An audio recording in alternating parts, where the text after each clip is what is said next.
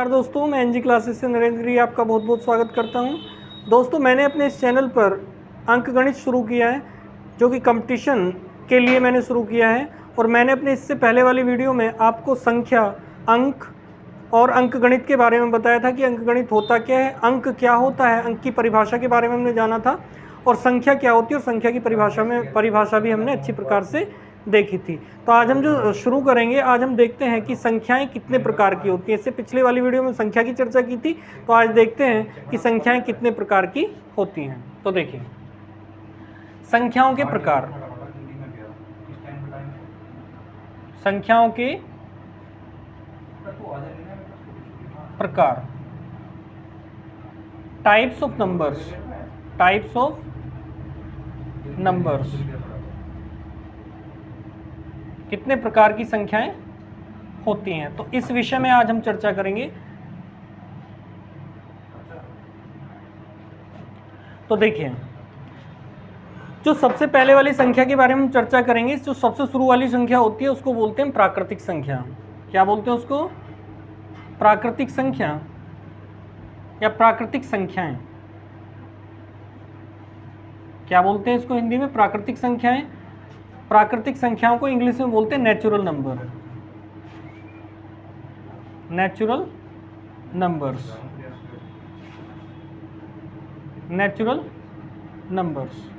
अब natural number होते क्या हैं? देखिए, नेचुरल नंबर कहाँ से स्टार्ट होते हैं इसके बारे में हम चर्चा करते हैं। तो नेचुरल नंबर वे संख्याएं, अर्थात वो नंबर जो कुल मिलाकर के एक से स्टार्ट होते हैं, अर्थात एक से शुरू होते हैं और जो अनंत तक जाते हैं।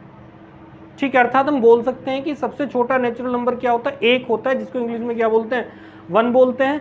और सबसे बड़ा नेचुरल नंबर हम ज्ञात नहीं कर सकते, या ज्ञात नहीं कर सकते मतलब अनंत। क्या बोल देंगे हम? सबसे बड़ा जो नेचुरल नंबर होता है या सबसे बड़ी प्राकृतिक संख्या जो होती है उसको बोलते हैं अनंत। ठीक है, तो देखिए, लिखते हैं हम यहाँ से प्राकृतिक संख्याएं क्या होती हैं। देखिए, 1, 2, 3, 4, 5, 6, 7, 8, 9, 10, 11, इस तरीके से चलते जाएंगे हम। और ये संख्याएं कहीं एंड नहीं होंगी। तो सबसे बड़ी संख्या का हमें नहीं पता, तो कहाँ तक जाएंगे हम? इन्फिनिटी तक, अर्थात अनंत तक। तो हम यहाँ से देखें तो सबसे छोटी प्राकृतिक संख्याएं क्या होती हैं? 1, और सबसे बड़ी संख्या अनंत, अर्थात इन्फिनिटी, जिसको हम ज्ञात नहीं कर सकते हैं, बहुत बड़ा नंबर मान लिया जाता है। ठीक है, तो देखिए कहाँ से स्टार्ट होती हैं? 1 से, और ख़त्म कहाँ पर होती है? इन्फिनिटी। और इन्फिनिटी अपने आप में बहुत बड़ा नंबर होता है। ठीक है, तो यदि आपसे कोई पूछ रहा है कि सबसे बड़ी प्राकृतिक संख्या क्या है, तो हम ज्ञात नहीं कर सकते, या बोल सकते हैं कि इन्फिनिटी यानी कि अनंत होती है, बहुत बड़ा नंबर होता है जिसको ज्ञात नहीं किया जा सकता है। आगे चलिए, तो सबसे छोटी प्राकृतिक संख्या क्या है? यहाँ से क्वेश्चन बनता है, सबसे छोटी प्राकृतिक संख्या क्या है? 1। सबसे छोटी प्राकृतिक संख्या क्या हो जाएगी हमारी? 1।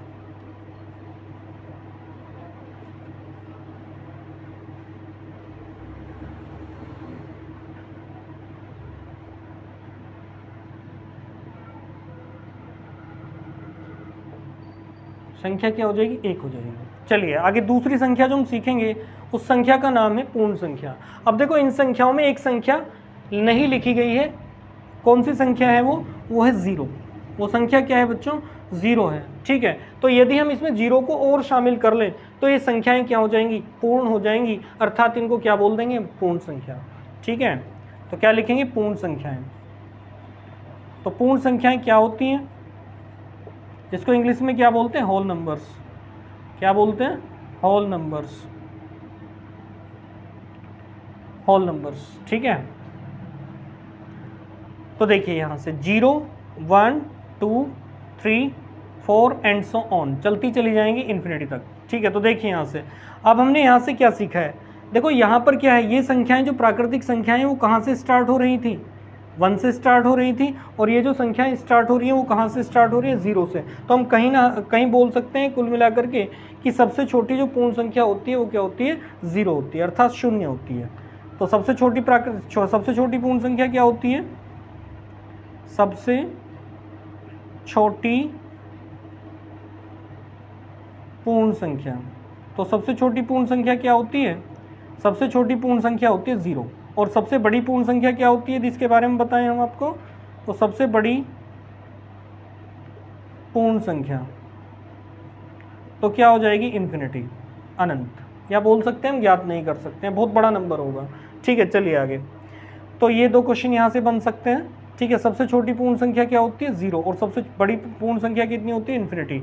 अब देखिए यहाँ से आइए, अब यहाँ से एक पॉइंट बनता है बच्चों, देखिए यहाँ पर ये जो संख्याएं यहाँ से, देखिए यहाँ से ये क्या है, यहाँ पर ये जो संख्याएं हैं, ये संख्याएं क्या हैं यहाँ पर? ये जो यहाँ से स्टार्ट है 1 से लेकर के इन्फिनिटी तक। अभी हमने ऊपर देखा है कि 1 से लेकर के अनंत तक की जो संख्याएं होती हैं उनको क्या बोला जाता है? उनको प्राकृतिक संख्याएं बोलते हैं। तो यहाँ पर 0 को छोड़ते हुए जितनी भी सारी संख्याएं आएंगी वो सारी की सारी क्या होंगी? प्राकृतिक संख्याएं होंगी। तो हम कह सकते हैं यहाँ से तीसरे पॉइंट में, सी पॉइंट में हम बोल सकते हैं सभी, देखो सभी प्राकृतिक संख्याएं किस में शामिल हो चुकी हैं? पूर्ण संख्याओं में शामिल है। तो हम लिख सकते हैं इसको सभी प्राकृतिक संख्याएं, सभी प्राकृतिक संख्याएं क्या होती हैं? पूर्ण संख्याएं होती हैं। क्या होती हैं? पूर्ण संख्याएं होती हैं,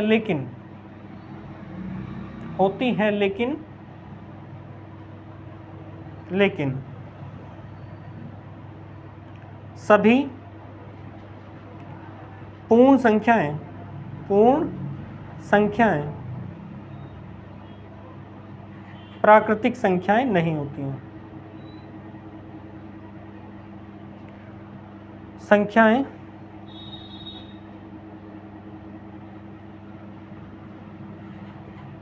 नहीं होती हैं।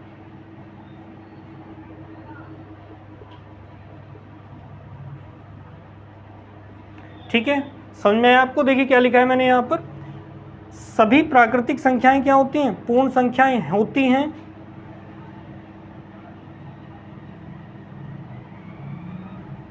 क्या होती हैं?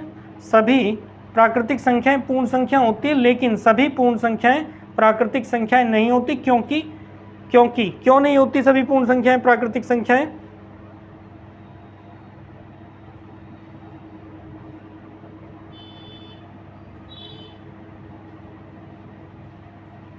क्यों नहीं होती प्राकृतिक संख्याएं, मतलब सभी पूर्ण संख्याएं प्राकृतिक संख्याएं? क्योंकि पूर्ण संख्याओं में एक नंबर क्या छिपा हुआ? 0, जो कि प्राकृतिक संख्याओं में शामिल नहीं है। लेकिन सभी की सभी प्राकृतिक संख्याएं किसके अंदर आ रही हैं?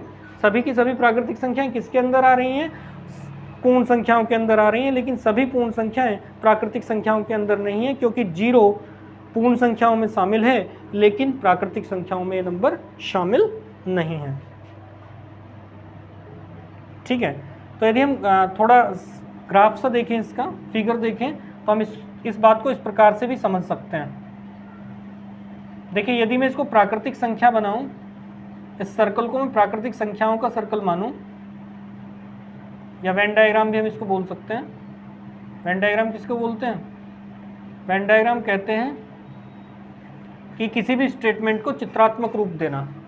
ठीक है, किसी भी कथन को यदि हम चित्रात्मक रूप दे देते हैं तो उसको बोलते हैं वेन डायग्राम, अर्थात वेन आरेख। देखिए आगे, प्राकृतिक संख्याएं, तो प्राकृतिक संख्याओं के ऊपर से क्या जाएगा? ये चला जाएगा तुम्हारा पूर्ण संख्याएं। क्या हो जाएंगी? ये पूर्ण संख्याएं। तो इससे क्या समझ पा रहे हैं आप? इसको देखते के साथ ही पता लग रहा है कि सभी प्राकृतिक संख्याएं किसके अंदर आ रही हैं? पूर्ण संख्याओं के अंदर आ रही हैं। लेकिन सभी पूर्ण संख्याएं प्राकृतिक संख्याओं के अंदर नहीं है, क्योंकि पूर्ण संख्याओं में एक संख्या 0 शामिल है, जो कि प्राकृतिक संख्याओं में है नहीं। लेकिन सारी की सारी प्राकृतिक संख्याएं किसमें शामिल हो जाएंगी? पूर्ण संख्याओं में शामिल हैं। ठीक है, आगे चलते हैं, तीसरे नंबर की बात करते हैं। तीसरा जो नंबर हो जाएगा वो हो जाएगा सम संख्याएं।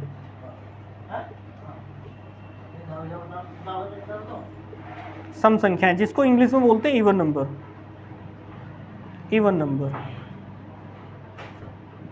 देखिए जो नंबर एग्जैक्टली 2 से डिविजिबल हो जाएगा, अर्थात बोल सकते हैं जो नंबर या जो संख्या 2 से पूर्ण रूप से विभाजित हो जाएगी, उन संख्याओं को क्या कहते हैं? सम संख्याएं कहते हैं। मैं इसकी परिभाषा भी लिख देता हूं। वे सभी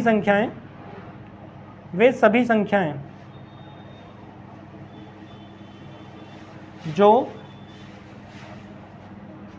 2 से पूर्ण रूप से या पूर्णतः विभाजित हो जाती हैं,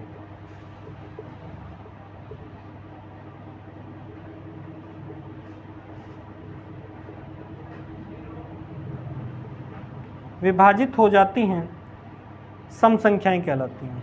क्या कहलाती हैं? सम संख्याएं कहलाती हैं।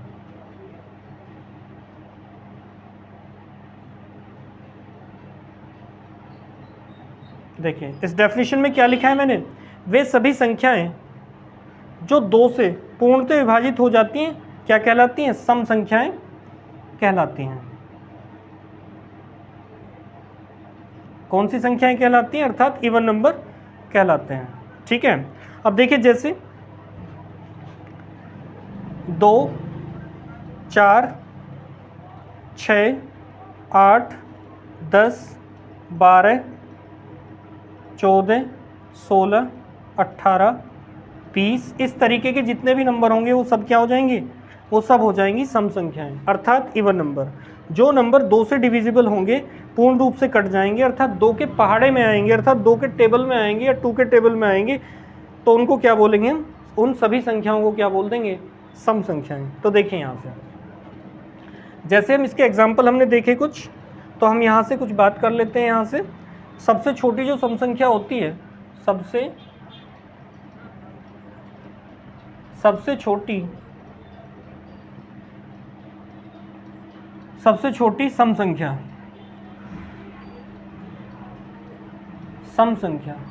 तो सबसे छोटी जो सम संख्या होती है वो होती है आपकी 2।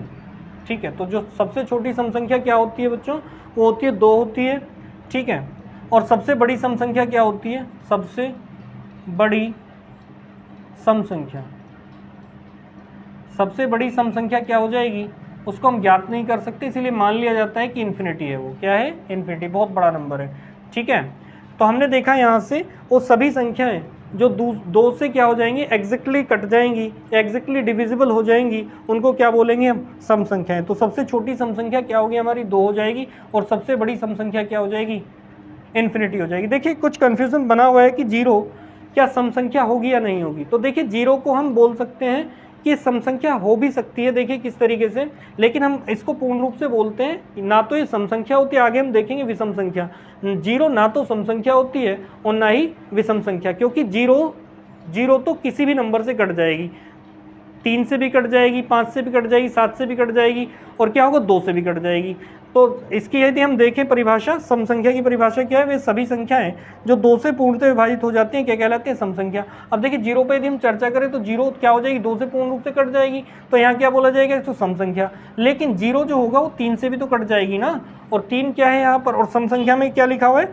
वे सभी संख्या 2 से विभाजित हो जाती हैं। तो इस वजह से हम कह सकते हैं कि 0 सम संख्या हो भी सकती है। ठीक है, लेकिन पूर्ण रूप से यदि हम देखें तो सम संख्या इस परिभाषा को पूर्ण रूप से सेटिस्फाई नहीं करती है, अर्थात हम बोल सकते हैं कि 0 सम संख्या नहीं है। ठीक है, लेकिन यदि किसी संख्या के पीछे 0 आ रही है तो पूर्ण रूप से वो संख्या क्या हो जाती है? वो सम संख्या हो जाती है। देखिए जैसे हम देखें बात करें 2 1 3 4 0, अब इसके पीछे क्या आ रहा है? 0 आ रहा है, तो ये वाली जो संख्या होगी क्या हो जाएगी? हमारी सम संख्या हो जाएगी। क्या हो जाएगी? सम संख्या। क्या हो जाएगी? सम संख्या। ठीक है, तो हम बोल सकते हैं 0 सम भी है और 0 क्या है? विषम भी है। ठीक है, तो देखिए यहाँ पर 0 क्या हो जाएगी? यहाँ पर सम भी हो जाएगी और विषम भी हो जाएगी, और ये नंबर जो हो जाएगा ये पूर्ण रूप से क्या हो जाएगा? सम हो जाएगा, क्योंकि कुल मिलाकर के 0, अभी मैंने बताया 0 जिस संख्या का इकाईकांक 0 होता है वो क्या होती है? वो होती है सम संख्या। ठीक है, आगे चलिए। आगे यदि हम चर्चा करें, देखो अब सम संख्या पहचानने का तरीका क्या है? एक एग्जांपल और ले लेता हूं मैं। जैसे मैंने बात की 2 5 6 7 8, इस तरीके से मैंने लिखा है। ये नंबर जो बनेगा हमारा 25,678 बना है। अब देखो इसके यूनिट प्लेस पर देखिए क्या अंक लिखा हुआ है, कितना है? 8। क्या है यहाँ पर? 8। और 8 जो है ना एग्जैक्टली डिविजिबल है ना, कितने से? 2 से। Exactly divisible by 2। तो इस नंबर को हम पूर्ण, यदि इकाईकांक किसी संख्या के इकाईकांक की यूनिट प्लेस डिजिट किससे कट जाती है? 2 से कट जाती है, तो ये पूरा का पूरा नंबर भी क्या होगा? 2 से डिविजिबल हो जाएगा। इट मीन्स हम कह सकते हैं कि ये जो नंबर होगा ये क्या होगा? सम संख्या होगी। क्या हो जाएगी? ये सम संख्या। तो हम बोल सकते हैं यदि किसी संख्या का इकाई का अंक 2 से कट रहा है या 2 से पूर्ण रूप से विभाजित हो रहा है, तो हम बोल सकते हैं कि वो पूरा का पूरा नंबर क्या है, वो सम संख्या हो जाएगी। वो क्या हो जाएगा, इवन नंबर हो जाएगा। चलिए अब हम आगे चर्चा करते हैं अगले नंबर पर, और अगला नंबर जो हमारा होगा वो होगा तीसरा नंबर, और उसको चौथा नंबर, इसको बोलेंगे हम क्या, विषम संख्या। विषम संख्या, विषम संख्या। अब विषम संख्या क्या होती है, देखिए इसको बोलते हैं odd numbers, odd numbers, odd numbers. अब ओड नंबर्स क्या होते हैं, विषम संख्याएं क्या होती हैं, वे सभी संख्याएं जो 2 से पूर्ण रूप से विभाजित नहीं होती, तो उनको क्या बोल देंगे हम, विषम संख्या कह देंगे। तो हम लिखते हैं इसकी परिभाषा, वे सभी संख्याएं, वे सभी संख्याएं, वे सभी संख्याएं जो 2 से पूर्णतः विभाजित नहीं होती हैं,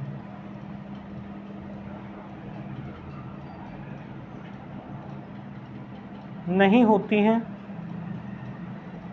विषम संख्याएं कहलाती हैं। विषम संख्याएं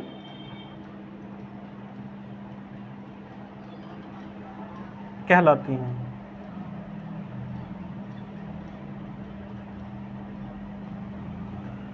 जैसे 1, 3, 5, 7, 9, 11, 13, इस तरीके से आगे बढ़ते चले जाएंगे एंड सो ऑन। तो देखिए यहाँ पर फर्स्ट जो तुम्हारा विषम नंबर है अर्थात ओड नंबर है, वो क्या है, तुम्हारा 1 है। सबसे छोटी विषम संख्या क्या है, 1 है, और सबसे बड़ी विषम संख्या को हम ज्ञात नहीं कर सकते हैं। मान लिया जाता है कि बहुत बड़ा नंबर होगा जो विषम होगा। तो देखिए यहाँ पर, यहाँ से हम भी पॉइंट बनाते हैं, सबसे छोटी विषम संख्या, सबसे छोटी विषम संख्या क्या हो जाएगी, सबसे छोटी विषम संख्या हो जाएगी 1 यानी कि 1, और सबसे बड़ी विषम संख्या, सबसे बड़ी विषम संख्या,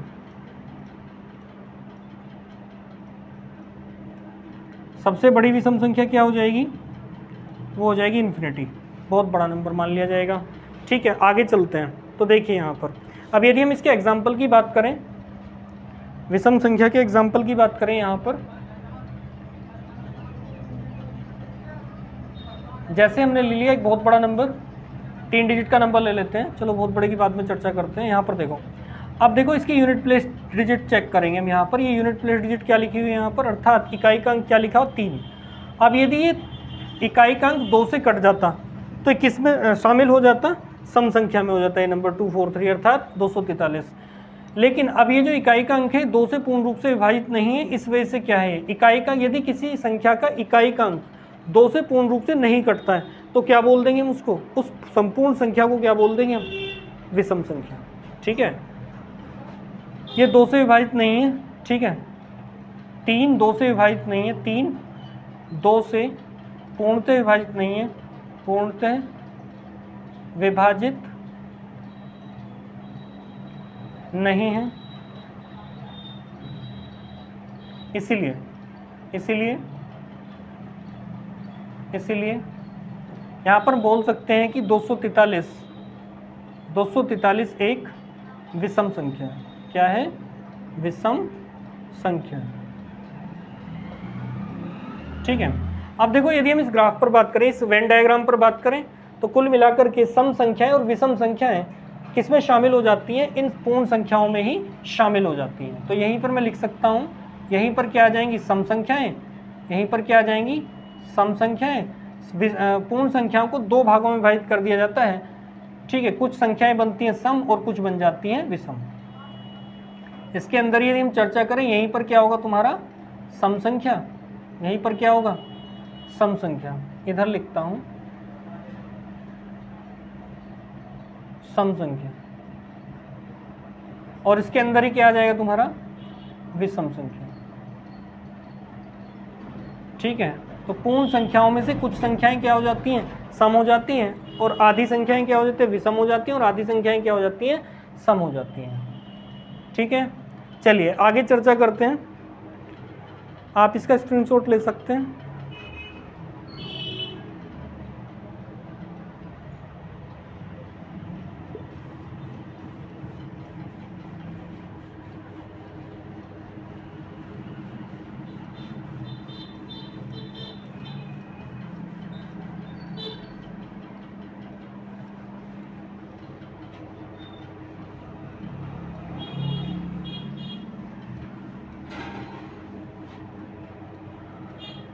देखिए अगली संख्या की यदि हम चर्चा करें तो अगली संख्या जो हमारी हो जाएगी वो हो जाएगी भाज्य संख्या।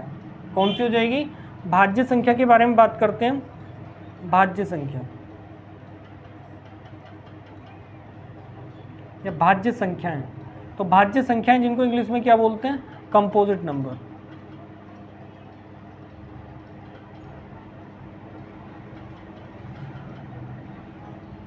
देखिए भाज्य संख्याएं क्या होती हैं, कंपोजिट नंबर किसको बोलते हैं?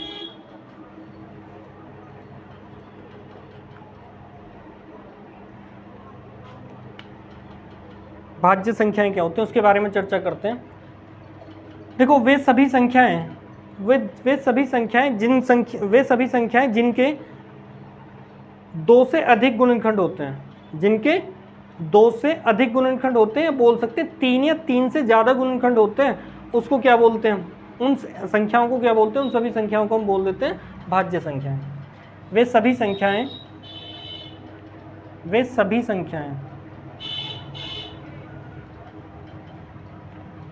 संख्याएं जिनके 2 से ज़्यादा या 2 से अधिक गुणनखंड होते हैं,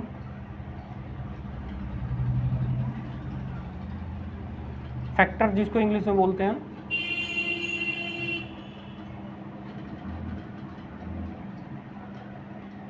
होते हैं। वे सभी संख्याएं जिनके 2 से अधिक गुणनखंड होते हैं या 2 से अधिक गुणनखंड रखती हैं क्या कहलाती हैं? भाज्य संख्याएं कहलाती हैं। भाज्य संख्याएं कहलाती हैं।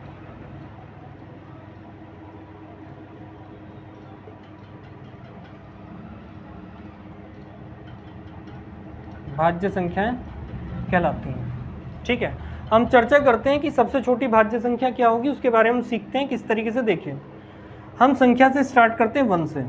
अब 1 पर चर्चा करते हैं। तो देखिए 1 के कितने फैक्टर होंगे? यदि हम 1 के बारे में बात करें तो 1 के कितने फैक्टर होंगे, अर्थात संख्या 1 के कितने गुणनखंड होंगे उसके बारे में चर्चा करते हैं। तो देखिए यहाँ पर 1 लिखा हुआ है यहाँ पर, तो 1 के कितने गुणनखंड हो सकते हैं? 1 का केवल एक ही गुणनखंड होता है, 1 का केवल एक ही गुणनखंड होता है, केवल एक गुणनखंड रखता है, केवल एक गुणनखंड होता है, एक ही गुणनखंड होता है, एक ही गुणनखंड होता है। अब डेफिनेशन में क्या लिखा कंपोजिट नंबर की या भाज्य संख्या की डेफिनेशन में क्या लिखा? वे सभी संख्याएं जिनके 2 से अधिक गुणनखंड होते हैं। तो यहाँ तो 1 का तो केवल एक ही गुणनखंड है, तो इस वजह से क्या है, ये तुम्हारा कुल मिलाकर के क्या नहीं है, भाज्य संख्या नहीं है। अब हम यदि दूसरी संख्या के बारे में बात करें 2। अब देखिए 2 के कितने फैक्टर होंगे, 2 के कितने गुणनखंड होंगे? 2 कितनों से कटेगा? एक तो 1 से कटेगा और एक स्वयं 2 से कटेगा। अब इस 2 के कितने गुणनखंड है? केवल 2। 2 को काटने वाला और तीसरा नंबर मौजूद नहीं है, इस वजह से क्या हुआ, इस परिभाषा से ये 2 भी क्या हो जाता है, बाहर हो जाता है। परिभाषा में क्या बोला गया, फिर पढ़ देता हूँ मैं। वे सभी संख्याएं जिनके 2 से अधिक गुणनखंड होते हैं भाज्य संख्याएं कहलाती हैं। लेकिन यहाँ पर क्या आ रहा है, 2 के कितने गुणनखंड आ रहे हैं? एक तो खुद 2 आ रहा है और एक कितना हो रहा है, 1 आ रहा है। देखिए इस बात को समझिए कि हर एक संख्या के कुल मिलाकर के एक तो स्वयं गुणनखंड होता है, वो संख्या खुद अपने आप की क्या होती है, गुणनखंड होती है, और एक होता है, नंबर 1 भी क्या होता है, हर किसी का क्या होता है, गुणनखंड होता है। क्योंकि 1 तो हर किसी संख्या को क्या कर देता है, विभाजित कर देता है, तो हर एक जो है हर एक किस संख्या का क्या होता है, गुणनखंड होता है। तो इस वजह से देखिए यहाँ पर इसके केवल कितने गुणनखंड हैं, केवल 2 गुणनखंड है, 2 ही गुणनखंड है। जब इसके 2 ही गुणनखंड हैं तो ये भी क्या हो जाएगी बेटा, ये भी भाज्य संख्या की कैटेगरी से क्या हो जाएगी, बाहर हो जाएगी। क्योंकि जिस संख्या के न्यूनतम 3 गुणनखंड होते हैं उस संख्या को ही क्या बोलते हैं, भाज्य संख्या कहते हैं। ठीक है, आगे चलिए, आगे बात कर लेते हैं। ठीक है, संख्या 3 पर चर्चा करते हैं। 3 पर अब देखिए 3 के कितने गुणनखंड होंगे, 3 के भी केवल 2 ही गुणनखंड होंगे, एक तो 1 और एक स्वयं 3। ठीक है, तो ये भी क्या हो जाएगी, इसके कितने गुणनखंड आ रहे हैं, 2 गुणनखंड, तो ये भी भाज्य संख्या से क्या हो जाएगी, बाहर हो जाएगी। अब चर्चा करते हैं संख्या 4 पर। अब देखिए संख्या 4 की यदि हम बात करें तो देखिए इसके कितने गुणनखंड होंगे, तो देखिए 1, 2 भी 4 को काट देता है और 4 भी 4 को क्या कर देता है, काट देता है। क्योंकि हर एक संख्या अपने आप से तो क्या होती है, डिवाइड हो ही जाती है पूर्ण रूप से। तो कुल मिलाकर ये कितने गुणनखंड हुए 4 के, 3 गुणनखंड हो चुके हैं। अब मैंने यहाँ डेफिनेशन क्या लिखी हुई है, जिनके 2 से अधिक गुणनखंड होते हैं, तो 4 के क्या आ रहे हैं, 2 से अधिक गुणनखंड आ रहे हैं ना, 2 से अधिक गुणनखंड, 2 से अधिक गुणनखंड है, अधिक गुणनखंड है। जब 2 से अधिक गुणनखंड हो जाएंगे तो इस वजह से क्या हो जाएगा, ये 2 से अधिक गुणनखंड है तो इस वजह से संख्या क्या हो जाएगी, यह एक भाज्य संख्या होगी। क्या हो जाएगी, ये 4 क्या हो जाएगी, भाज्य संख्या। तो हम कह सकते हैं कि एक नोट पॉइंट में यदि हम लिखें तो 4 क्या है, 4 सबसे छोटी, 4 सबसे छोटी भाज्य संख्या होती है। 4 सबसे छोटी, 4 सबसे छोटी भाज्य संख्या है।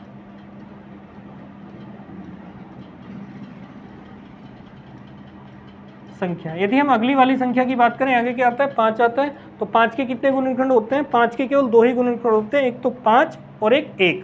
तो इस वजह से क्या होगा, ये 5 भी किस परिभाषा से बाहर हो जाएगा, भाज्य गुणनखंड की परिभाषा से बाहर हो जाएगा।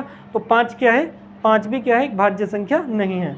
आगे यदि बात करें 6, तो देखिए 6 के कितने गुणनखंड होते हैं, 6 के देखो 6 कितनों से कट जाएगा, 1 से कट जाएगा, 6 से कट जाएगा, 2 से भी कट जाएगा और 3 से भी कट जाएगा। इसी वजह से 6 के कितने गुणनखंड हो जाएंगे, 4 गुणनखंड हो जाएंगे। तो कुल मिलाकर के क्या हो जाएगा, 6 क्या हो जाएगा, एक भाज्य संख्या होगी। तो हम देखिए लिखते हैं भाज्य संख्याएं कौन कौन सी होती हैं। देखिए सबसे छोटी 4 हो जाएगी,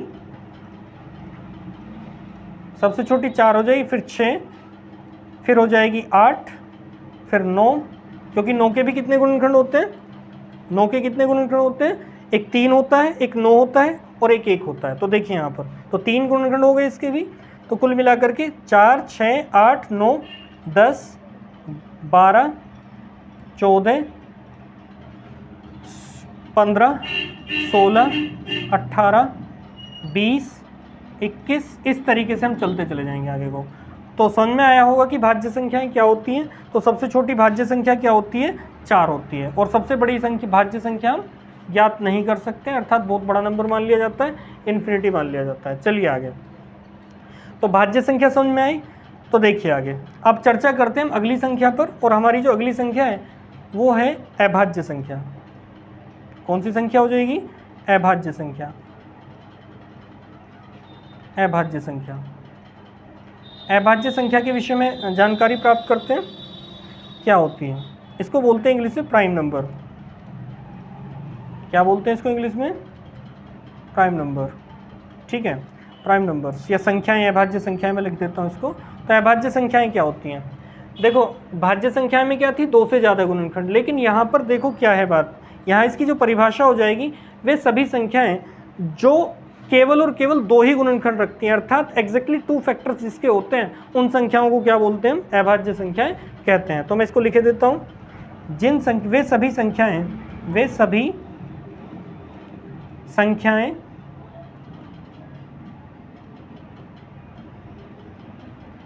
संख्याएं जिनके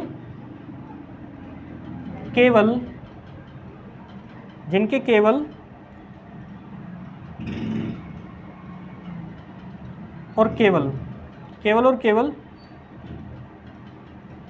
2 ही गुणनखंड होते हैं, 2 ही गुणनखंड होते हैं,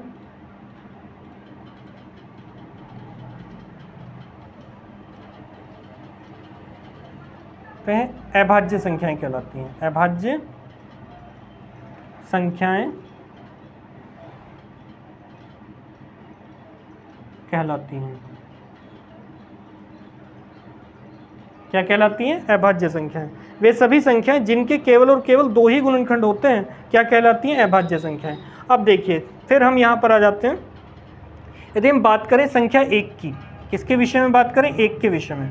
तो 1 के विषय में यदि हम बात करें तो 1 कैसी संख्या होगी, अभाज्य संख्या होगी या नहीं, इस विषय पर हम चर्चा करते हैं। तो देखिए डेफिनेशन में क्या लिखा हुआ है, वे सभी संख्याएं जिनके केवल और केवल 2 ही गुणनखंड होते हैं। इसका मतलब क्या हुआ, एग्जैक्टली 2 फैक्टर्स से इसका मतलब, अर्थात वो सभी संख्याएं जिसके केवल 2 ही गुणनखंड। इसका मतलब ये हुआ ना तो 2 से कम और ना ही 2 से ज़्यादा। अब देखिए यहाँ पर 1 के कितने गुणनखंड होते हैं, केवल 1 होता है। केवल और केवल कितने गुणनखंड होते हैं, 1। और यहाँ पर क्या लिखा है, केवल 2 गुणनखंड होने चाहिए, ना तो 2 से ज़्यादा और ना ही 2 से कम।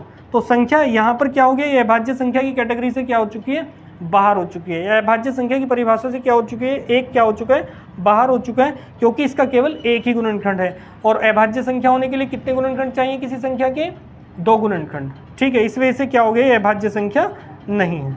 एक क्या है, अभाज्य संख्या नहीं है।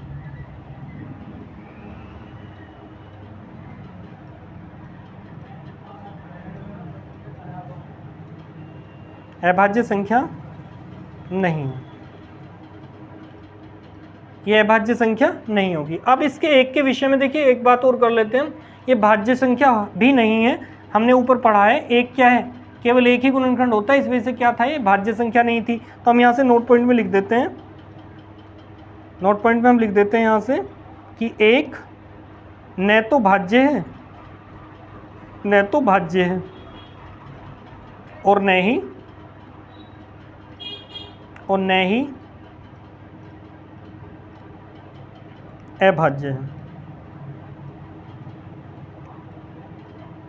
तो ना तो एक को किस में शामिल किया जाता है, भाज्य संख्याओं की कैटेगरी में शामिल किया जाता है, ना ही अभाज्य संख्याओं की कैटेगरी में इसको शामिल किया जाता है।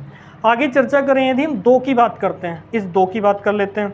अब देखिए 2 पर बात करते हैं, तो देखिए यहाँ पर साफ साफ मैंने लिख दिया ब्रैकेट में, केवल 2 ही गुणनखंड होते हैं। और अभाज्य संख्या में भी क्या लिखा हुआ है, जिन संख्याओं के केवल 2 ही गुणनखंड होते हैं उनको क्या बोलते हैं, अभाज्य संख्या बोलते हैं। तो देखिए यहाँ पर, तो 2 क्या हो जाएगा, 2 के केवल कितने गुणनखंड हैं, 2 के केवल 2 ही गुणनखंड हैं, ना तो 2 से ज़्यादा है ना ही 2 से कम है, इसीलिए क्या हो जाएगा, 2 एक अभाज्य संख्या है, एक अभाज्य संख्या है, अभाज्य संख्या है। ठीक है, तो हम यहाँ पर लिख देते हैं कि अभाज्य संख्याएं कौन कौन सी हो जाएंगी। यदि हम बात करें, इनकी चर्चा करें किस तरीके से, सबसे छोटी अभाज्य संख्या क्या होगी हमारी, देखिए इसके बारे में चर्चा कर लेते हैं। देखिए 2 सबसे छोटी अभाज्य संख्या हो जाएगी, क्या क्या हो जाएंगी, 2 सबसे छोटी क्या होगी, अभाज्य संख्या होगी, 2 हो जाएगी। फिर उसके बाद में कितना आएगा, 3, क्योंकि 3 के भी कितने वेक्टर होते हैं, केवल और केवल 2। फिर कितनी हो जाएगी, 5 हो जाएगी, 7 हो जाएगी, 11 हो जाएगी, 13 हो जाएगी, 17 हो जाएगी, 19 हो जाएगी। इस तरीके से हम आगे बढ़ते चले जाएंगे। ठीक है, तो सबसे छोटी अभाज्य संख्या क्या है, यदि हम पॉइंट लिखूँ यहाँ पर, सबसे छोटी अभाज्य संख्या क्या है, 2 है। सबसे छोटी अभाज्य संख्या, अभाज्य संख्या, तो सबसे छोटी अभाज्य संख्या क्या है, 2। और सबसे छोटी भाज्य संख्या कितनी है, 4। और सबसे बड़ी अभाज्य संख्या को हम ज्ञात नहीं कर सकते हैं। यदि यहाँ इस पॉइंट को मैं लिखूँ, सबसे बड़ी अभाज्य संख्या, तो वो क्या हो जाएगी, वो हो जाएगी इन्फिनिटी, जो कि बहुत बड़ा नंबर मान लिया जाता है। मैं कई बार इस बारे में चर्चा कर चुका हूँ। ठीक है, देखिए आगे, तो देखिए अभी यदि मैं एक नोट पॉइंट यहाँ से आपको बताऊं कि 1 से लेकर के 100 तक कितनी अभाज्य संख्याएं होती हैं, तो 1 से लेकर के 100 तक कितनी अभाज्य संख्याएं होती हैं।